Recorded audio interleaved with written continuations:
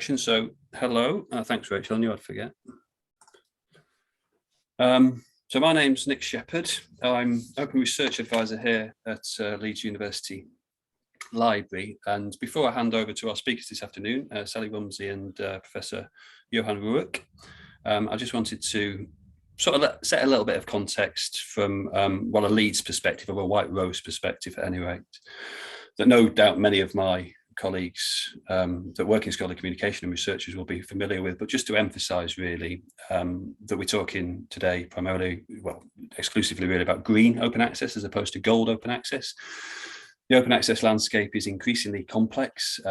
If you want to, perhaps again, a colleague could post our relatively newly updated pages about open access on the library website.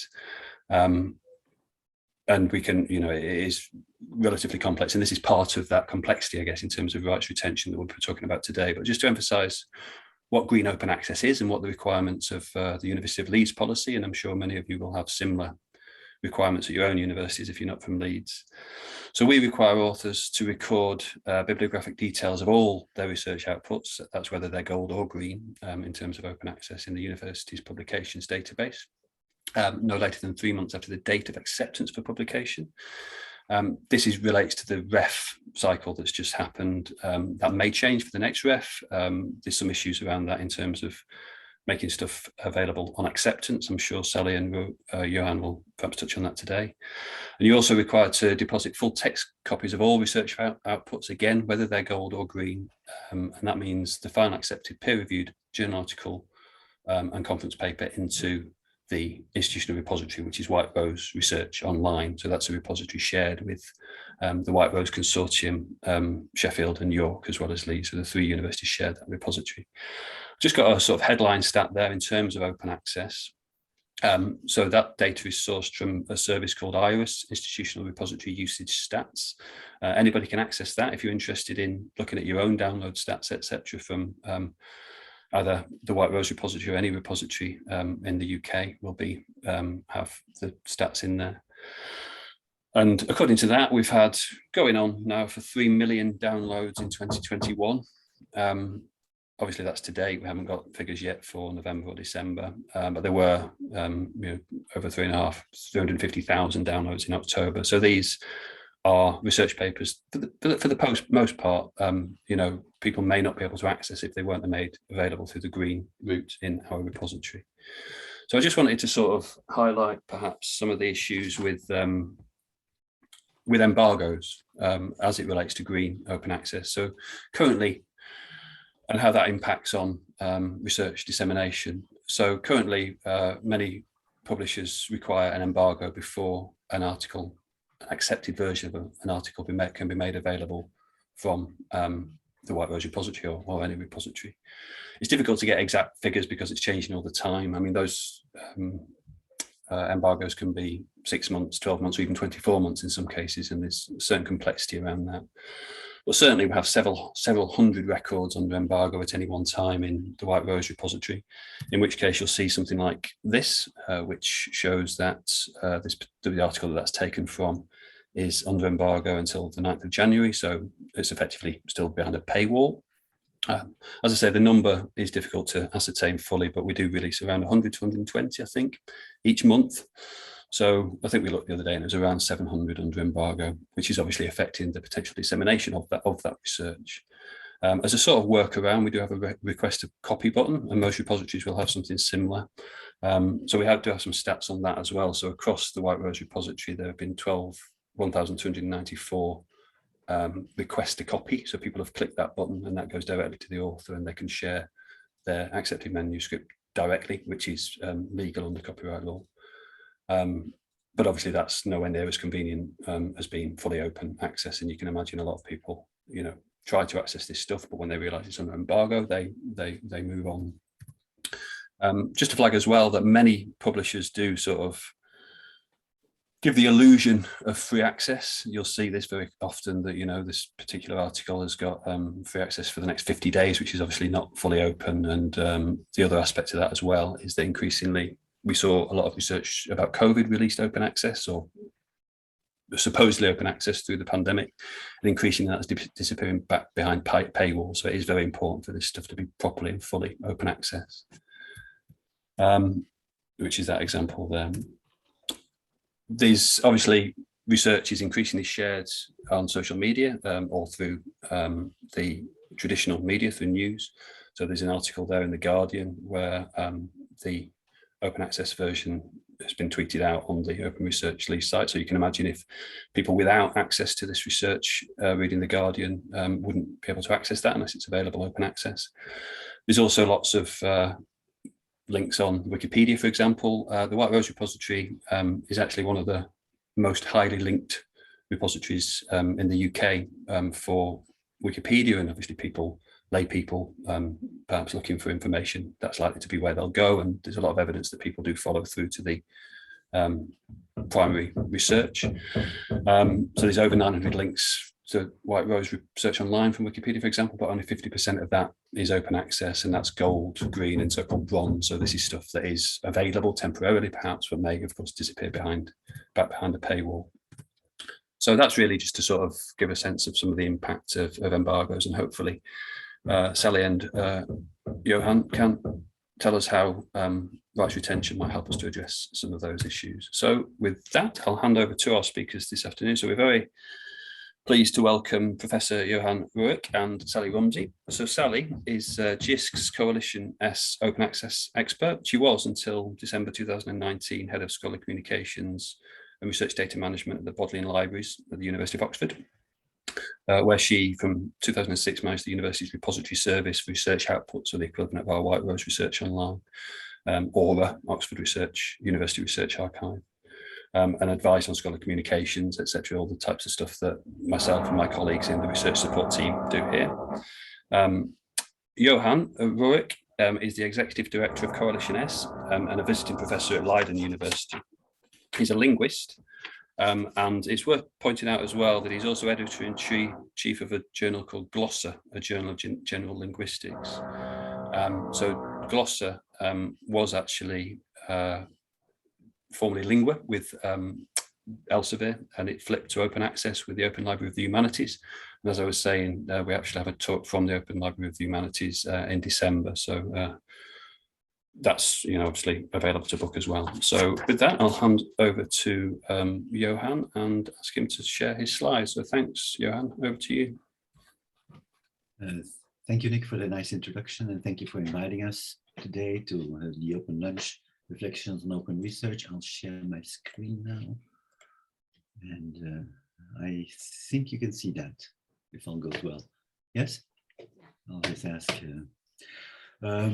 So the way this will work is I will first say something about Planet and Coalition S, and I will start on the rights retention strategy, and then Sally will take over at some point to present the rights retention strategy in full detail. First, a little bit about Coalition S. Coalition S is an alliance of 27 organizations worldwide, national funders, from Austria to UKRI, not just in Europe, mainly in Europe, but not just in Europe. We also have Quebec on board, for instance. We have also the European Commission on board, a number of charitable foundations, the UK Wellcome Trust, but also Bill Melinda Gates Foundation, Howard Hughes Medical Institute in the US.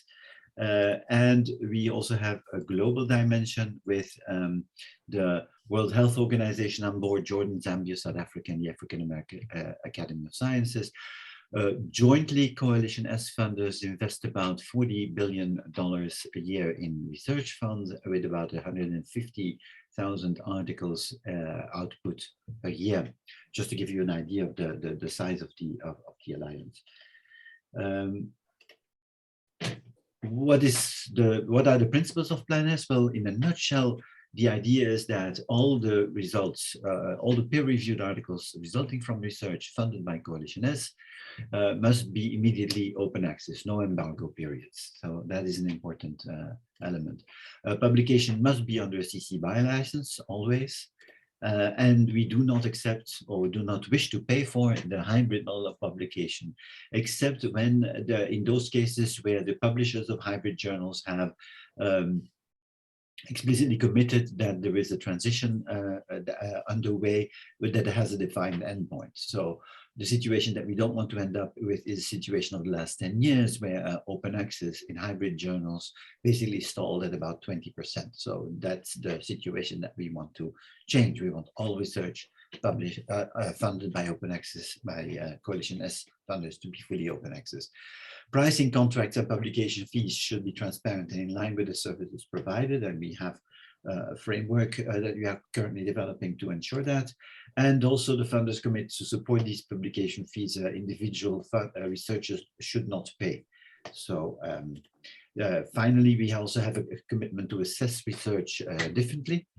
Namely, a researcher should not be assessed on the basis of the journal impact factors or the quantity of research, but or the venue of research, but they should be evaluated on qualitative criteria. And this is also something that researchers who apply for funds with Coalition as funders can count on. There is a variety of measures in place to assess researchers on the basis of their qualitative contributions, rather than on these quantitative factors that used to be used in the past. For instance, we use things like the narrative CV and so on. The implementation of Plan S is actually quite pragmatic. We do not favor any particular business models. We do not think there is a silver bullet approach. There is rather an approach of complementary and integrated policies at all levels of open access. We therefore also seek alignment with all stakeholders, other organizations, university libraries, university associations, Confederation of Open Access Repositories for our green policy. So we talk to everyone, even publishers, of course, and publisher organizations who do not always like our policies, but at least we are in contact and in a constant dialogue with them. We also monitor how Plan S affects early career researchers and are in dialogue with various early career research organizations. Finally, we also have a network of ambassadors around the world who keep us abreast of developments in their communities and the needs in open access as they see them, and the way in which Plan S affects has effects in their jurisdictions. 3 roads to open access. Maybe some of you may have seen these slides before.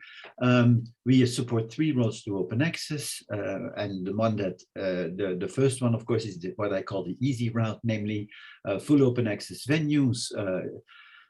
Authors are allowed to publish in an open access journal as long as it is indexed in the OAJ, and Coalition S funders will support publication fees for the author in such journals. So this is the route basically for diamond journals or for gold open access journals that charge an APC. The second route is the more difficult route. So we have basically the high road and the difficult road to open access. The more difficult road is the one for authors who wish to publish in subscription journals. I mean, as you know, we want to get rid of subscription journals. We're quite open about that, unless these subscription journals give possibilities to publish open access.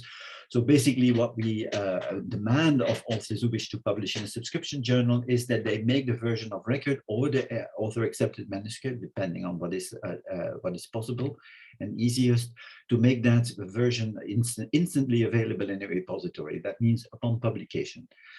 This route is not supported by Coalition S funders because, of course, subscriptions are already supported by the library, or by, if in the case of a hybrid journal, by the subscription and by the open access fee. So we have decided not to make contributions there, but to require of our authors to deposit a copy in a repository. And this route is the route that is being supported by the rights retention strategy, which we will talk about today in detail. A third route is again a route that is slightly out of our remit, namely we do allow and support our authors to publish in a journal that is under a transformative arrangement. So transformative arrangements are either transformative agreements with publishers or S2O, or any arrangement that will transition a journal from hybrid to full open access. That is something that we support, and in this case, sometimes some funders, depending on the jurisdiction, contribute to these in terms of the negotiations in these transformative arrangements. And of course, we have our own scheme, a Coalition scheme of transformative journals that also requires a commitment from the publishers to transition their journals to full open access. I mean, for a researcher, for any researcher, it may be very difficult to, of course, see the forest for the trees with these three different routes. And we want to make things easy for them. Namely, Coalition S grant holders have to be able to identify how their journal meets these criteria.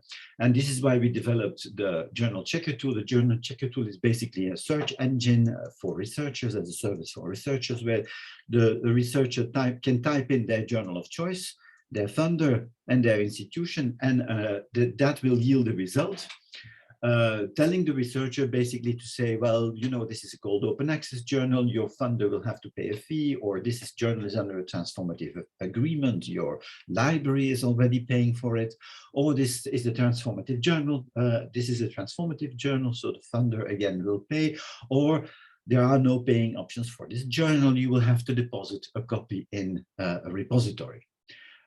So that comes out of the Journal Checker tool, which is currently being used about 3,000 times a month, which is a lot, considering that not all Coalition S funders have already had their policy online. And the JCT has been available since November 2020. It's constantly updated with new information when new transformative agreements come out, for instance, like some transformative agreements that we're anticipating in the UK. And this is really a very useful tool going forward, I believe. The rights retention strategy. Let me say something about the principle of the rights retention strategy. Well, it's based on a very simple principle, which Sally always insists on, and I think it's right, namely the peer-reviewed author-accepted manuscript is the intellectual creation of the authors and belongs to them.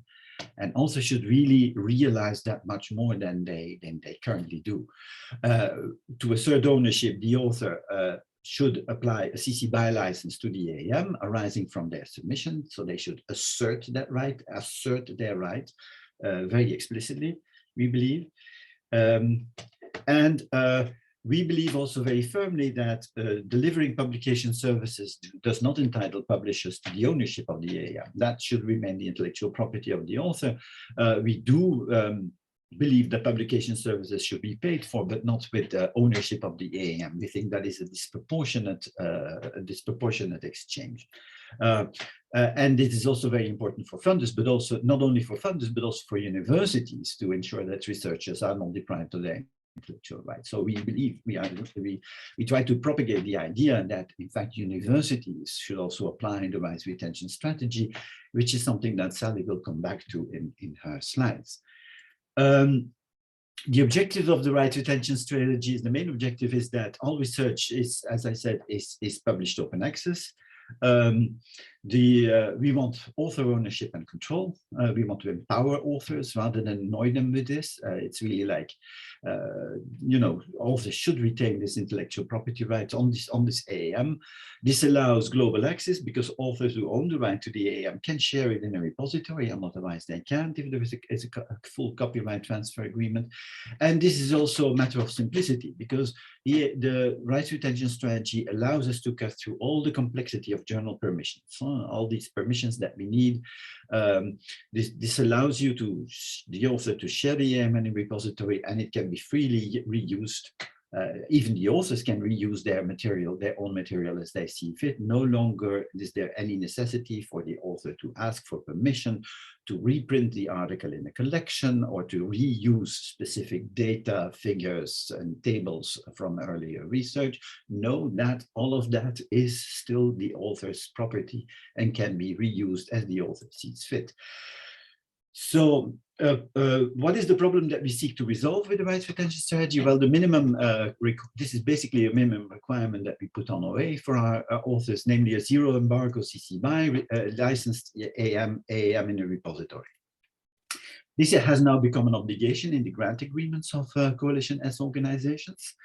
But we know, of course, that at the same time, many researchers are used to signing these publishing agreements that give away their rights to deposit the AAM in a repository with zero embargo. So basically, there is a contradiction on the one hand between the researchers' grant agreement that requires them to publish in a way and to immediately deposit a copy in a way, and the publishing agreement that basically prevents the author from publishing in a repository immediately upon publication and imposes an embargo of 6 or 12 months most of the time.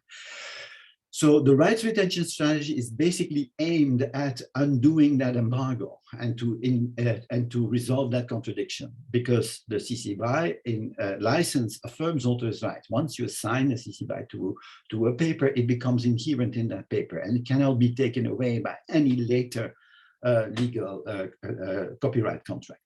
So it takes legal precedence over any conflicting provisions in the later copyright transfer agreement. That's very important.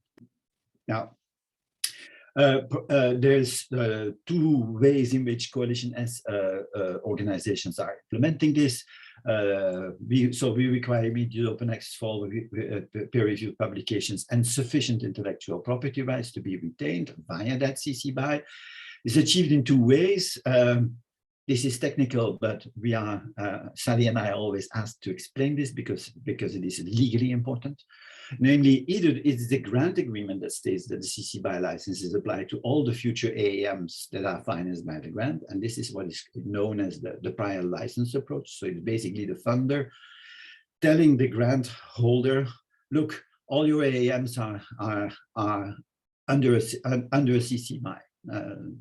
And of course, you have the obligation to tell the publisher this, but this is part of our agreement with you. The other way of doing this is by imposing an obligation on the author to do that. So the grant agreement requires beneficiaries to apply a CC BY license to the AAM or the VOR. So that's a more direct approach. Basically, the grant agreement then states, author, in future, you have an obligation to do this, and this is part of your grant agreement. So basically, it's the same, but the legal status of these agreements are slightly different. What is important to know, for instance, is that all EC grants are subject to the prior obligation rules, whereas other funders, like Wellcome, for instance, apply the prior license approach.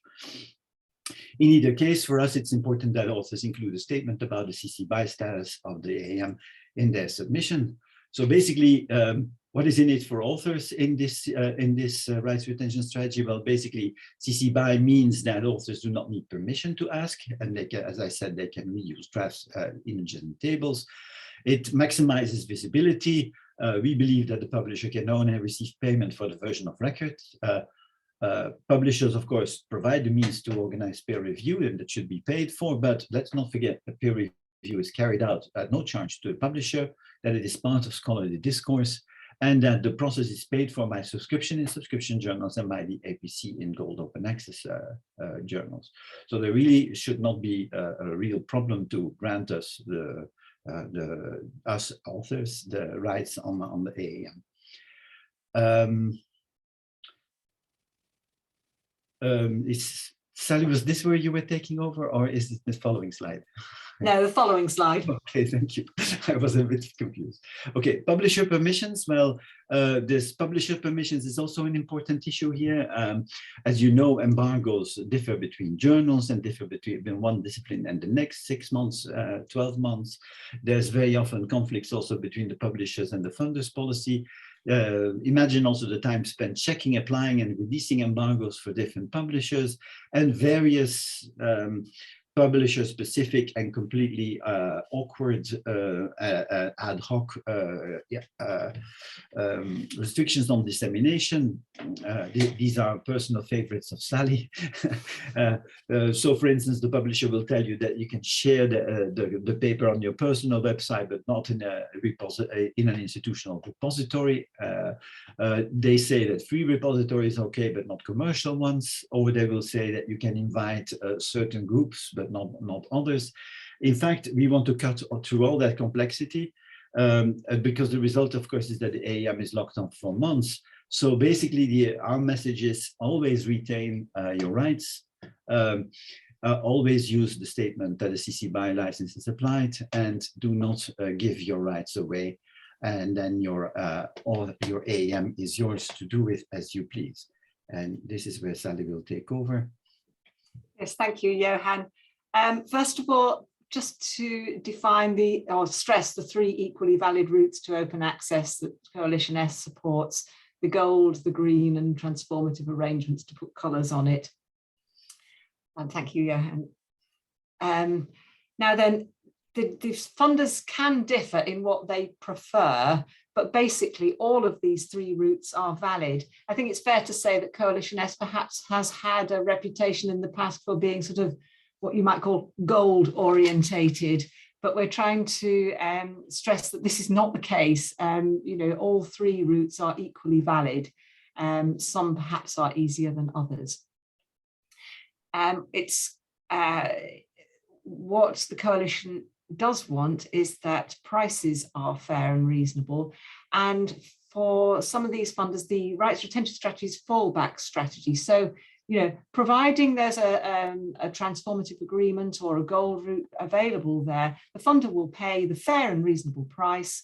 But if there's no gold route there, then the Plan S aligned support for rights retention strategy kicks in at that point to make the accepted manuscript available. However, some other funders may prefer the rights retention route, but authors also are, you know, free to make their own decisions as well if there's something that they particularly object to, which might perhaps be the ultra high prices charged by some particular journals. Thank you, Johan.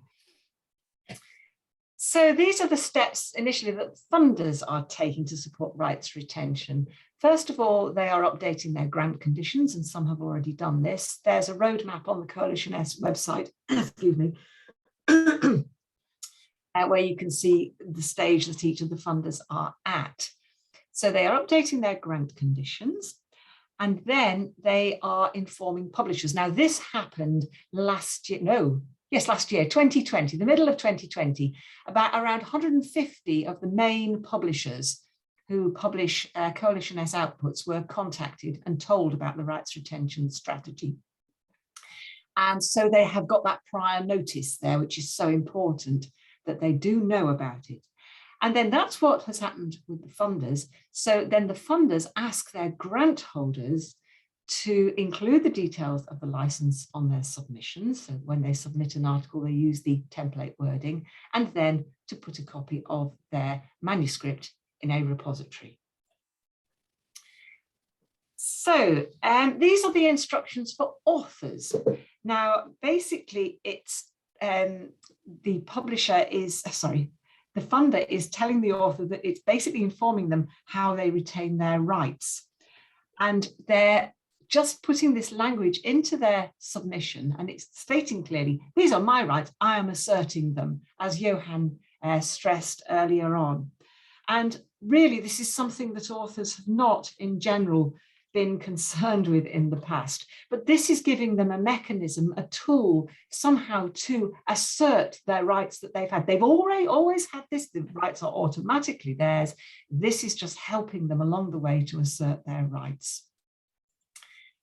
And then once they have done that, to make their accepted manuscript open access in a repository. So in the case of Leeds, they would deposit in their White Rose repository, and they can do that at any time. And if there's an institutional requirement for this or a policy on this, they can follow that. So it might be within 3 months of acceptance. Now, there may be a problem along the way. So funders are saying, yes, please do contact us if there is a disagreement with the publisher. And I know there are heaps of very experienced library staff out there who may be able to answer some questions, but funders are happy to pick up on problems that authors are finding. Just their funded authors, they don't want everybody contacting them, I should just say that. Thank you, Johan. So the publishers' smoke and mirrors. Now, I think we should stress here, this are some publishers. This is not all publishers who are doing this, but some publishers are putting some heffalump traps in the way of our poor authors. And I think the word here is publishers are knowingly putting authors in a difficult situation. They have been informed, they know about this, they know that these authors have got a pre-existing arrangement with their funder that either they or more likely their institution has signed a sort of contract with the funder to say they will do this. So this is pretty naughty, really, of these publishers putting these traps in the way of authors, or at least not traps, but difficulties, I should say. Now, a publisher has perfectly got the right to desk reject articles with the rights retention language in it. That is their right, they don't have to accept it, but they shouldn't confuse authors or mislead them or trick them into breaking this pre-existing arrangement of contract that the author has got with their funder. And Coalition S takes a very dim view of this, I should say, and they have this matter under review. So it's pretty clear what authors need to do. They should, if there's a problem, ask for a waiver and say, yes, publisher, I know you don't agree with this, but on this occasion, I have got my pre-existing arrangement with my funder, so please would you do this? Or they could negotiate to change the terms, or they could withdraw and take their article elsewhere. I mean, it's difficult really, isn't it, for publishers to deny authors their rights to this. It's pretty bad, I think, that they should. I've put up a link in the chat a bit earlier on about some of the double standards that some publishers have got, particularly around embargoes. This was around Elsevier that I blogged there, which is that they say that they have to have an embargo in order to give the value to subscribers, and yet they are allowing immediate open access to versions of records for this 53 days open access. You can't have it both ways. You can't say subscribers need value, we can't make it open, and then make it open. So please do have a read of that. Thank you, Johan. Next slide. So this is all about authors being given this awkward situation at the point of acceptance. Often the publisher will wait until it's all gone all the way through peer review and then say, right, okay, here you are, your lovely article has been accepted, you need to sign this. And this is a separate contract that the publisher is asking the author to sign. And authors really need to be aware of what they're being presented with. They need to be aware that this is something that they're signing. I mean, I know that a lot of people, me probably included, don't read a lot of the things that pop up on my computer about terms and conditions and that, but this is something the author is signing. They need to read it, and they need to be aware of what they're signing up to. And they also need to be very, very well aware that they are the author's rights, and they should treat them as something that is valuable and that they need to keep for themselves, and not just to hand it over to these commercial publishers. This goes beyond compliance, and it's about authors taking back the control. I hate to say that in the UK, but it's authors taking back the control of their own works here. And also institutions like Leeds, they might like to consider how they might support their authors in this, instead of just saying, oh, you've got to make sure you comply with all the rules that you're presented with by these big publishers. They should be helping their authors perhaps to take back that control. And if publishers realize that they're about to lose these articles rather than publish them, then they might wake up a little bit. The authors want this right back. And oh yes, so moving on with the smoke and mirrors, these are some of the things that authors might be told along the way. So first of all, they might be told that a journal does not allow accepted manuscripts to be made open access under the rights retention strategy. Well, actually, it's not the publisher that's able to allow that. It's about the terms and conditions. They might be asked to sign a separate contract to respect their embargo. And now this is despite the fact that the publisher already knows about the pre-existing grant, as I was talking about earlier, this pre-existing grant with the funder. And then they might also tell an author that this green route, this repository route, means that the work is under an embargo, the publisher's embargo, not compatible with the funder's policy. Now, in fact, what actually happens is the rights retention strategy does take precedence over copyright provisions in any agreement. However, if the publisher does present a contract, they're doing this under contract law, agreeing to an embargo period, this extra thing they ask, then the author will be in a situation where they're in breach of their grant conditions. And this is the awkward situation that the publisher is putting the author in.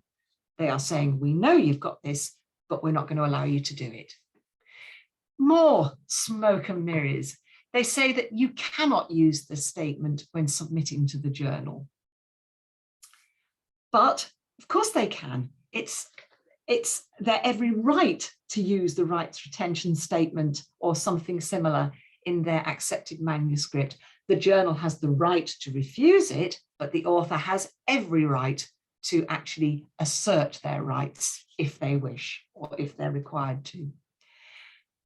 This particular one about paying an APC, some publishers like to say that, you know, you've got to pay this in order to pay for gold. Even if your funder won't reimburse you, you must pay in order to be compliant. Now, this is not true at all, because Coalition S funders never make it a condition for compliance that payment needs to be paid. The funder will pay themselves for journals, but otherwise the rights retention suffices. More odd statements are like this particular horror about the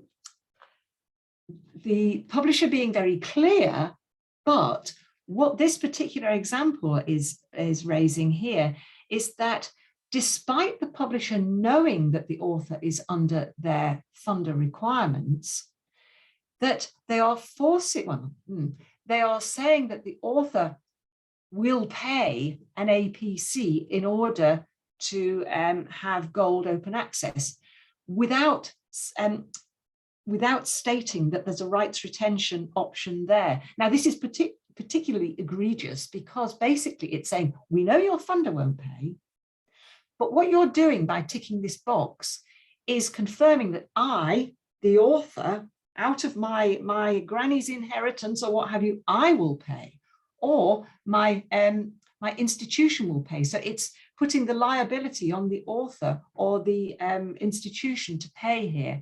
So it's a particularly horrible thing to do to authors, in my opinion, because this is a contractual agreement between the publisher and the author. And it's sort of stating that the author will pick up the cost, and the publisher knows full well, they've said it in that little bit of text there, that the funder won't pay. But in fact, the author could use rights retention at this point. They don't have to pay. Now then, here we have got an example of taking back control, or at least complaining to publishers. This is a letter, an open letter written by these organizations saying, actually, publishers, we really don't like what you're doing here. What you're doing is putting authors in an awful situation. They use sort of very good words like, this is not a modern approach. They say it's not transparent. And they say that publishers should respect the researchers' rights to make their content freely available. It's about the content. The content is what the author wrote. All the page setup, the page numbers, the assigning all the DOIs and all that the publishers do, as Johan said, can be paid for. But the content belongs to the author. This is not the only organizations that came out with this complaint about the treatment that authors are being given. There is Eurodoc came out with a letter as well. But note, I think it's interesting that a lot of these signatories here are from early career researcher organisations. It's the early career researchers who are particularly incensed about this sort of treatment. And what they're incensed about is this rights grab by some publishers. So some good news, good news. Here we have some examples of the academe taking back control. There was this lovely piece in the European Research Council magazine, which the URL is there, so I commend that to you. Go away and have a read as to why the rights retention should gain in strength. Then, of course, we've got the UKRI open access policy, the new one that was released not that long ago, which I am sure many of you will be familiar with. And that has an element there of using template wording to help authors retain their own rights, or to retain control there. And more recently, we've had the NIHR similar policy. So is this the first of many non-Coalition S funders? Perhaps. We will see more, but I think it's encouraging to see that people waking up to this rights retention.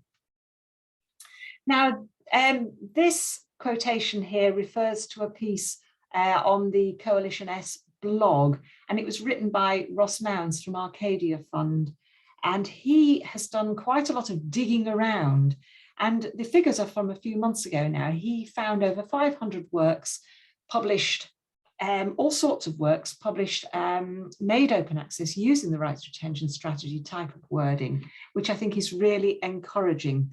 And it's important to see its use on the ground. And I think it's also important to note that the accepted manuscripts on these here that are available, freely available without embargo, are their version of record is also behind a paywall. So this really is authors asserting their rights doing it. And certainly for those that are in Europe PubMed Central, there has been no takedown at all so far issued. Note also that it's not just articles, it is other types of publications as well. And also note that rights retention strategy is not just about rights, it's about pricing. So an author may object to prices, so they may have good reason on principle to use rights retention. Now here we've got a lovely example of academe taking back control. This is at Edinburgh, and they have issued their research publications and copyright policy very recently. And there they are putting in an element of author rights retention. They're supporting their authors, giving them the tools to retain their rights. It's a little bit like the Harvard model, which has been used so extensively in America. So Edinburgh first in the UK, a bit of a challenge. Could Leeds be next, perhaps? We will leave that one with you, and we will watch this space closely. So I think a couple of things I would like to say, sort of just as an aside to that, that remember that rights retention is not about compliance. Yeah. Funders can be a catalyst to this, and this is why Coalition S is doing this, to sort of ensure their works are open access. But this can be a catalyst to the wider community. You know, consider the broader horizon and the direction of travel that we're going in here with preprints and with other types of research outputs. Rights retention is important for all researchers, whether they're funded or whether they're not, for all their works. And their content is the content, remember, we're talking about here, should not be controlled by external third parties. They should be in control, the author should be in control of their content.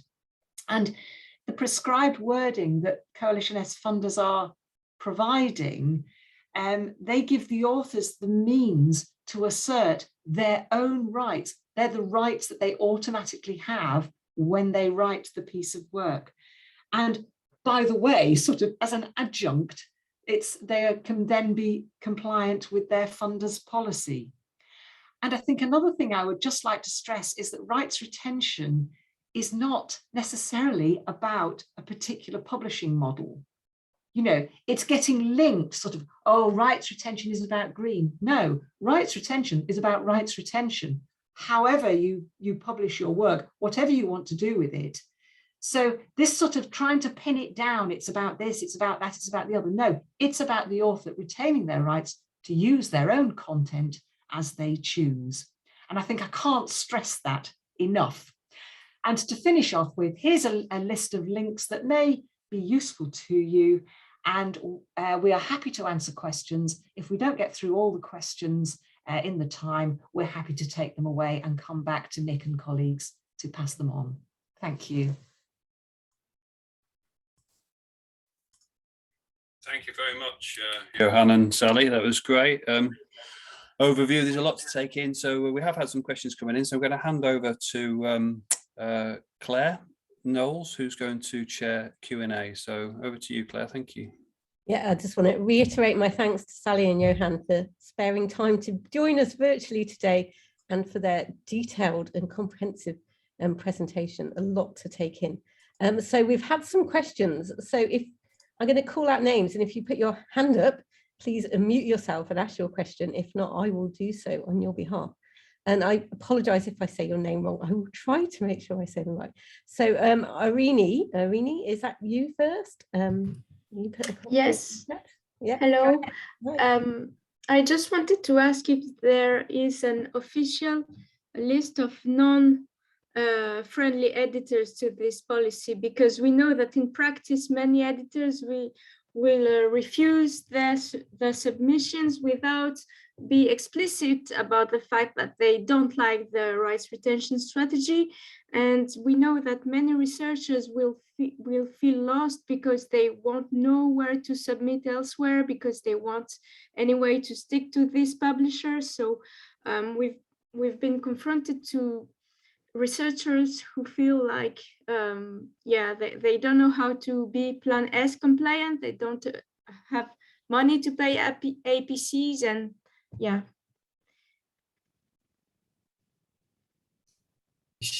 Sally, will you? Yeah. This is the problem. Yes. Coalition S asked all the publishers they contacted to be clear right at the outset, back in July, whenever it was, 2020, they were asked, you know, will you accept it? Will you turn it away? It's your right to turn it away. Unfortunately, there was silence on this. You know, we did get answers. We did get answers. I mean, on 5 October, which was the deadline, we received like 70 answers, sometimes by joint sets of publishers. Curiously, all worded in the same language. Of course, I mean, there is no collusion here, right? I mean, you would not want to say that there is collusion among publishers, but basically saying that they would not give a reaction, and that they would see it as it comes. So we do not really have a list of non-compliant publishers, because publishers have retreated into a kind of a guerrilla. Basically, that's what's happening. They are putting these smoke and mirrors in the way of authors, and that's of course very unfortunate. But that's not us doing it, right? I mean, it's so that's why we're also monitoring the situation. That's why we're asking researchers to get in contact with us and to give us examples of these, because of course, as funders, we can act much more forcefully towards the publishers and say, wait a minute, what is happening here? Why are you doing this? Some publishers are actually acting in a relatively okay way with this. We have examples of publishers who say, okay, we will, rather than allow you to post the AAM in a repository, we will waive the fee for you, and we will publish in open access without you paying a fee. There are some publishers, even some of the more of the bigger publishers, sort of implicitly, silently doing this. But it's on a case-by-case basis. And of course, the rights retention strategy hasn't been around long enough for us to have a complete overview. There was only one journal that has really said that they will not accept articles with the rights retention strategy, and it is Blood Advances, Journal of Hematology. But other than that, it's the Wild West out there. And yes. We are sorry to put you in that situation, but our remit is everything in open access, and we want to push it through. And yes, I mean that means that we have to impose this on our researchers, however difficult this may be. But we have your back. We want to help you, and I think also the libraries want to help you. Thank you anyway, and it's still a good idea to implement. Can I just add? If you hear of a definitive answer from a publisher, then please let your funder know. Yeah. Or your librarian, who will then relay it to us. I mean. Yeah. Okay. Thank you. Yeah. If you get any pushback, please let your colleagues in the library know and the funders, and then we will work together to address that. Yeah, I'm next going to go to Pascali. So can I ask you just to ask one of your questions, and I'll come back to the others. And you were asking about rights retention and gold. Please unmute yourself and ask. Hi, hello, I think I have my answer. We should use RSS statement even if we publish in open access. Exactly. Yeah. Use it always. I mean, what do you? I mean, if you use it always, you can't go wrong, and it really allows you to do whatever you want with even the open access articles. For instance, you can put it in a repository, which is something that the EC wants. Huh? So the EC, as a funder, will require you to deposit everything you publish in a repository, whether it's gold, green, anything. It has to go in a repository. Yeah. Thank you. And next, I'm going to go to Michael's question about retaining rights for transformative journal status. Michael, do you want to unmute yourself?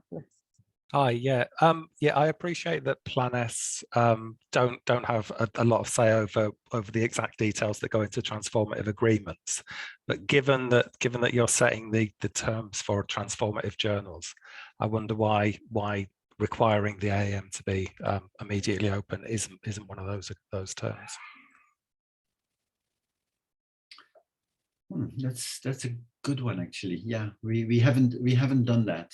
I mean, because basically also because I mean these policies were pursued in parallel, and the transformative journal. I mean, we had not expected this kind of pushback on the rights retention strategy, because I mean it was clearly formulated as a fallback position, and we thought, of course we will pay for the transformative journals, and that will provide open access anyway. So I don't think we make that link. I mean, I think that's an oversight.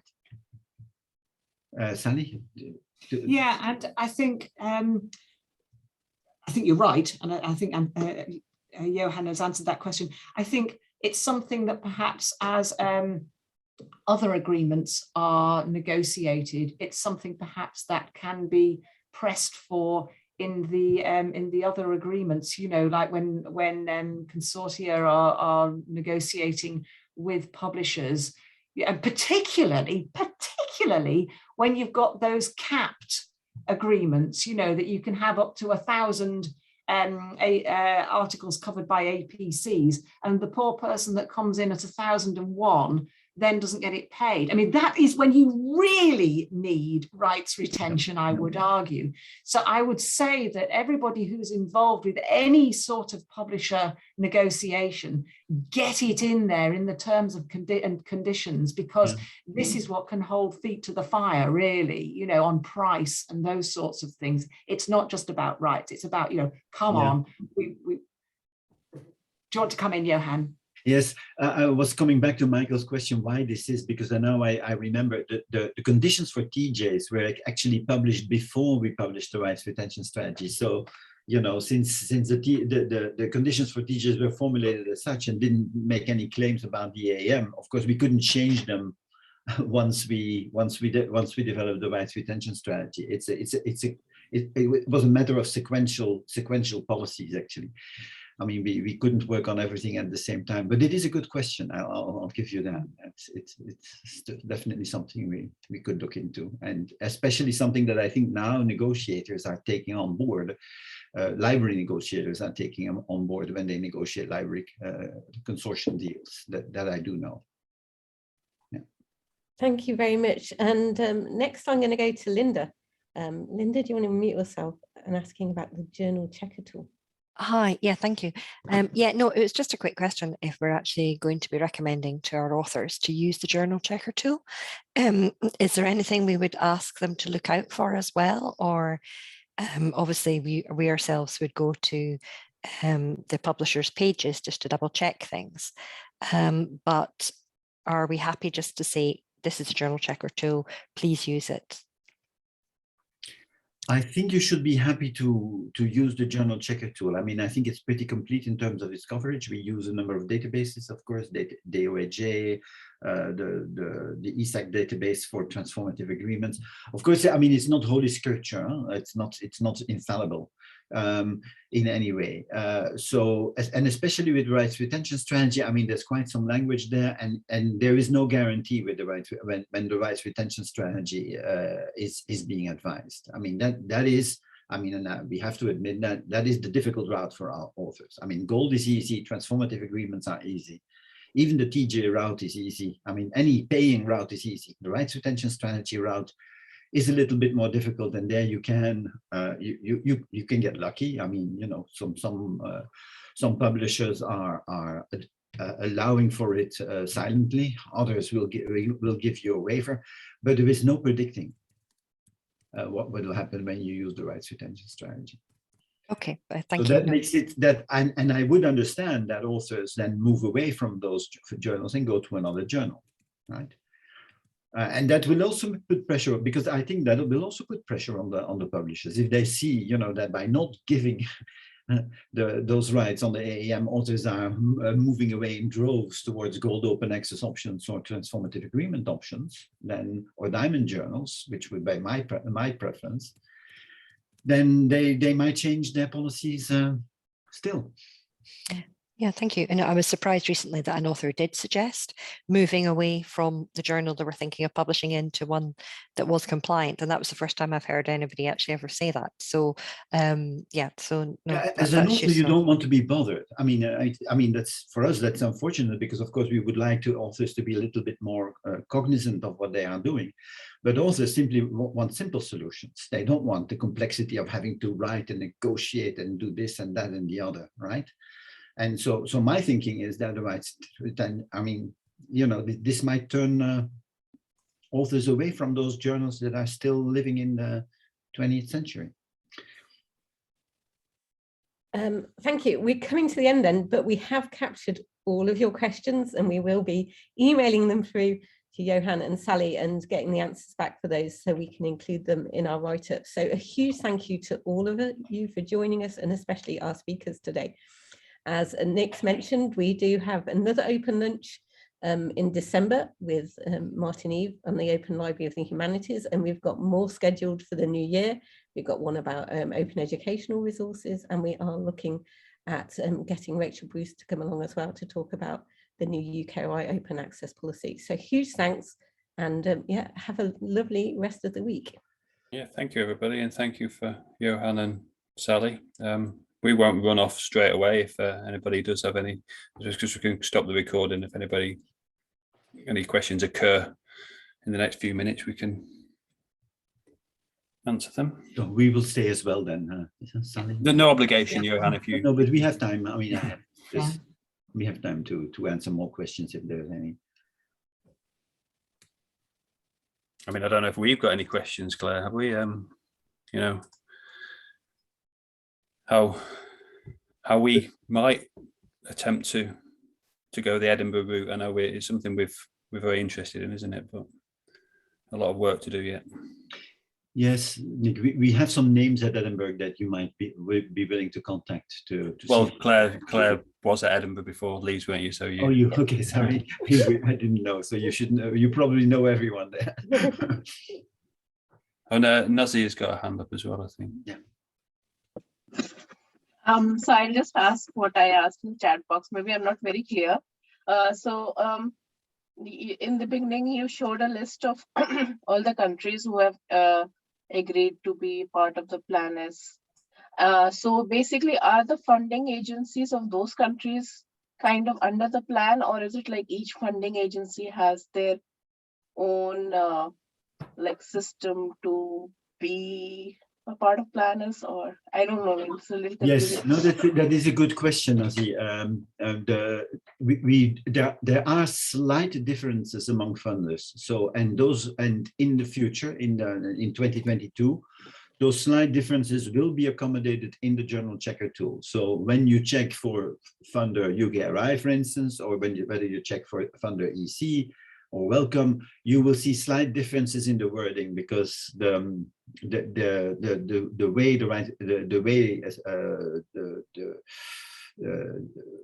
advice is implemented is slightly different. For instance, the EC requests authors to always deposit in a repository, whether it's gold or not gold. I mean, and that needs to be reflected in the journal checker tool, because also other funders say, well, you know, as long as it's open access, we don't care. It doesn't have to be in a repository. So those slight differences will be implemented going forward. I think also, but it's really only about the funders, only about coalition as funders, not about countries. That's very important. I mean, the journal checker tool will give you some information about countries, right? For instance, it will give you information about whether there is a transformative agreement in your country, right? And then you know that you will be able to publish open access. But it doesn't give all the information for the entire country, because some countries have multiple research agencies, of course. Yeah, and also timing, I think, is also a thing just to note, because they're not all it's as Johan said, it's about the funders, and each one has to change its grant conditions. So it has to go through a whole sort of raft of changes in order to get aligned with Plan S. So they're not all managing to do it at the same time, which is why if you look at the roadmap on the Coalition S website, you will see the detail of each of the funders. And as Johan says, it's not necessarily a national funder. It might be any sort of funder within the country, and their timing and details. Yes, because some funders will apply it to all publications, even on past publications. Other funders will only apply it on calls going forward. So the implementation of the Coalition S rules are implemented at different times in the next 1.5 years. Can I just ask Johan and Sally, one of the things I think we've been starting to think about is how we keep track of this, or what our responsibility is in the library for keeping track of whether or not people are using the statement. Because obviously it's not standardized, it's not going to be machine readable necessarily, you know, and obviously we're likely to get scenarios where, I don't know, somebody's not read the small print, as it were, and 12 months down the line, we're not going to respect RRS, you know, and we've got to advise them to retract that now, and when we haven't sort of picked it up, and we haven't sort of, obviously we've got a comms job to do, but do you see what I'm sort of getting at in terms of how? Yeah, I mean, to my mind, having sort of been there, done that, it's part of the usual message, because I mean, we in libraries have been doing this for years, haven't we? Let's face it, we have been going out trying to say to academics, look, at least read your copyright transfer agreement, or whatever they have license to publish, before you sign it. It's a continuation, really, of that particular sort of initiative.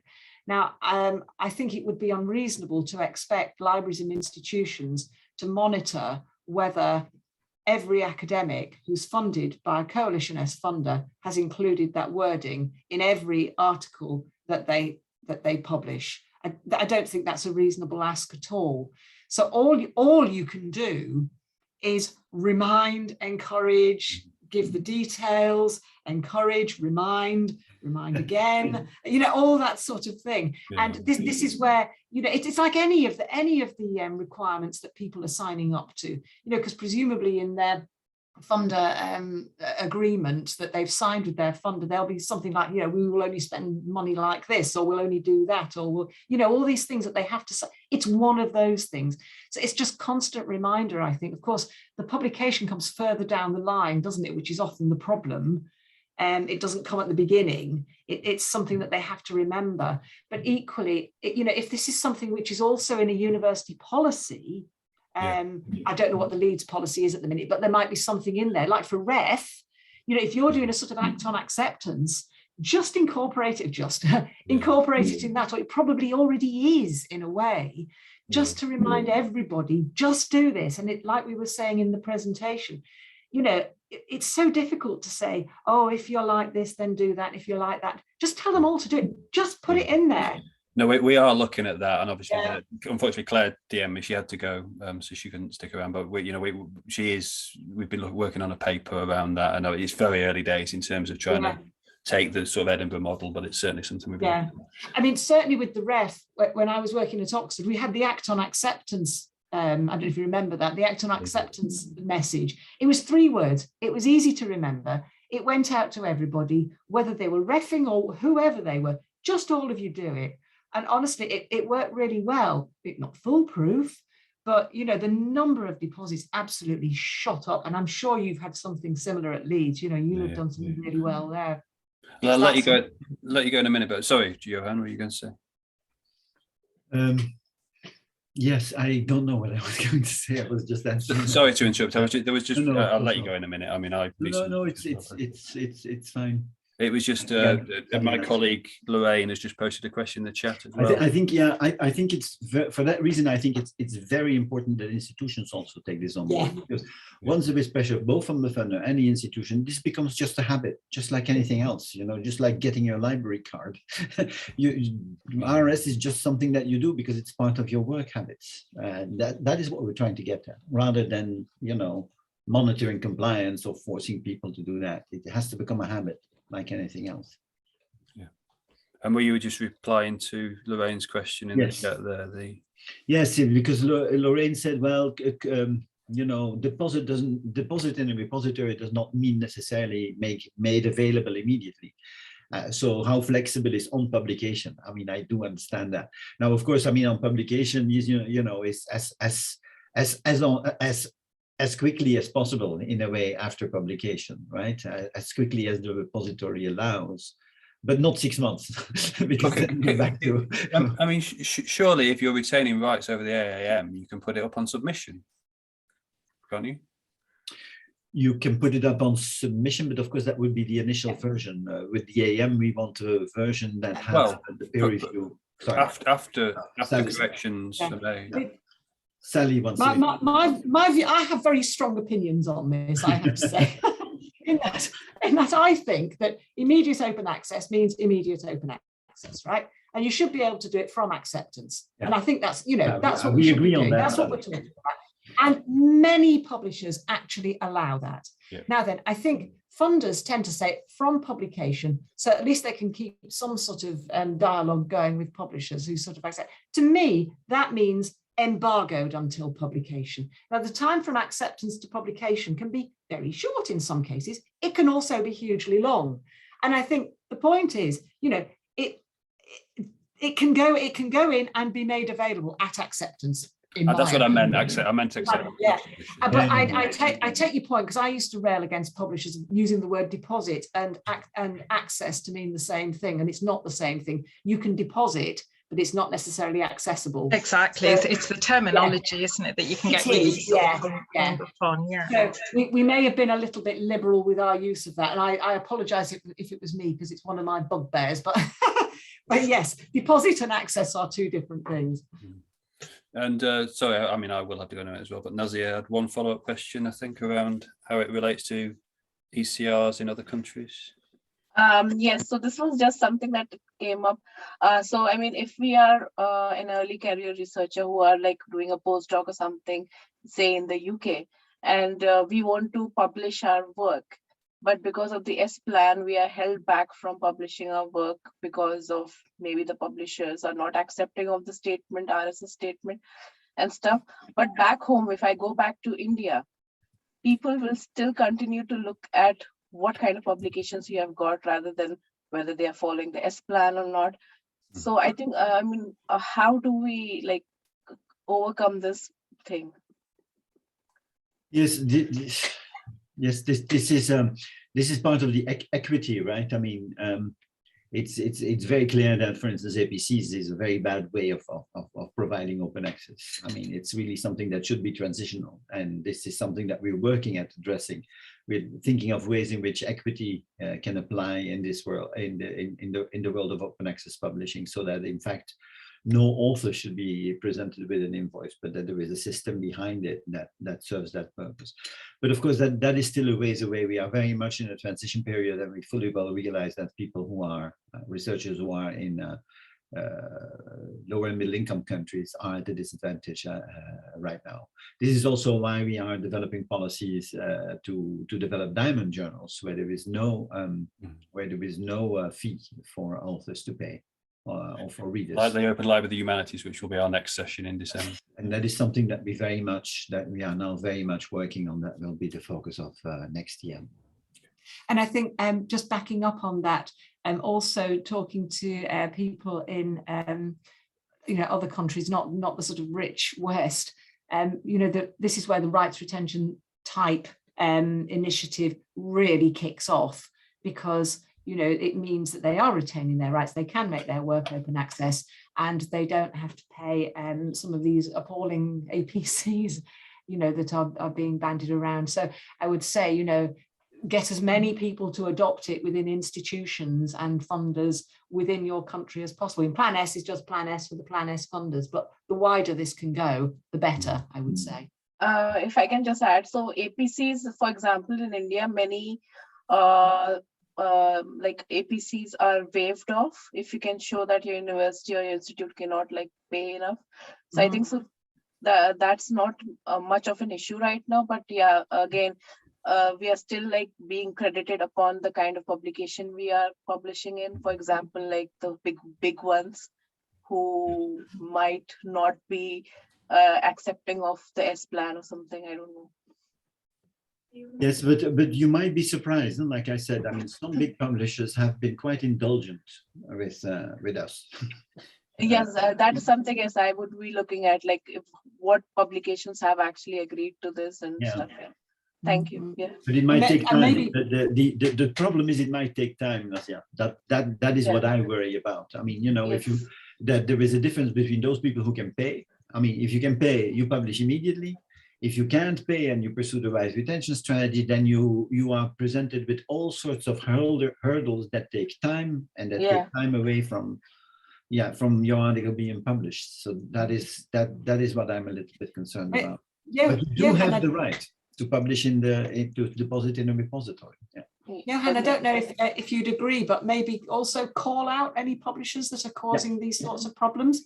Actually say, this publisher has, I cannot afford this, and this publisher is now stopping me from, or trying to stop me from using this. Yes. This is appalling. We definitely, Nazi, if it can help, we definitely intend to publicize those publishers who stand in the way. As you noticed today, I mean, we did name names even in certain cases. But I mean, if we are going for to give the RSS statement upfront, and if they are rejecting our paper, we can also maybe they rejected on a later stage just because we included the RSS statement. But so how does that? Yeah, what they sometimes do, I have heard cases of this, is that they will sometimes ask you to take out the rights retention statement. So they will say, okay, you have a waiver, but in exchange you have to take out the rights retention statement. That's the sort of thing you also see, but that's censorship in a way. I mean, it's basically taking something away from you. Yeah, I mean, I'm just a little concerned about how it will translate to across the globe, Yeah, no, totally. Yes, yeah. Thank you so much.